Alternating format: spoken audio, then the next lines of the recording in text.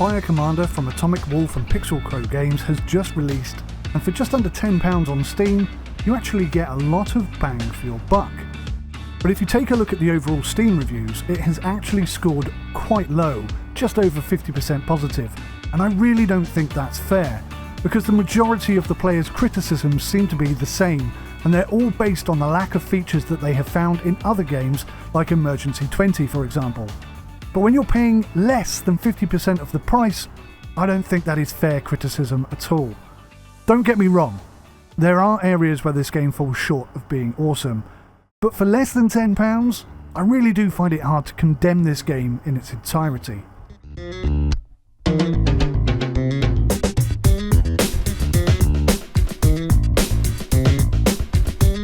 So you'll play as the Fire Commander. You are responsible for hiring employees, directing their actions when on a call-out, giving them the rest and recuperation that they need after a call-out, and ensuring that they train physically and mentally in order to improve their abilities and skill sets.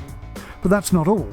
You'll also manage the infrastructure which allows these resources, and by completing missions and gaining XP, you can also enhance each character's individual skills and abilities and assign them a specialist skill set. This could be medic, high altitude, engineer, or hazardous materials expert. And trust me, you're going to need them all.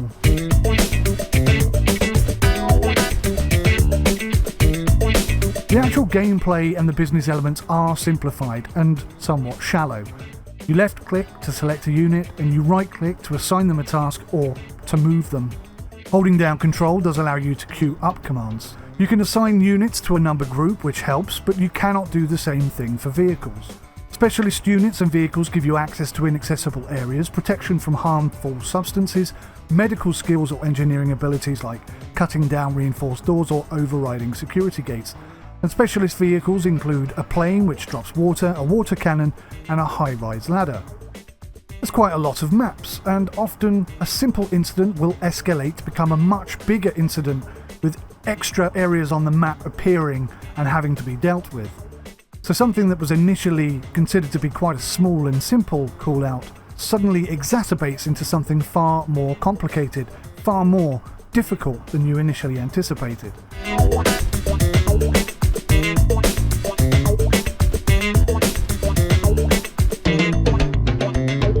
Fire can spread very quickly, especially through wooden walls and things like trees, grass or crops. They can turn a bad day into a nightmare very quickly. But despite the demo sporting a hard difficulty mode, the full game doesn't seem to have that, and most of the missions I have found to be pretty straightforward, and they do, as a result, become a little bit repetitive.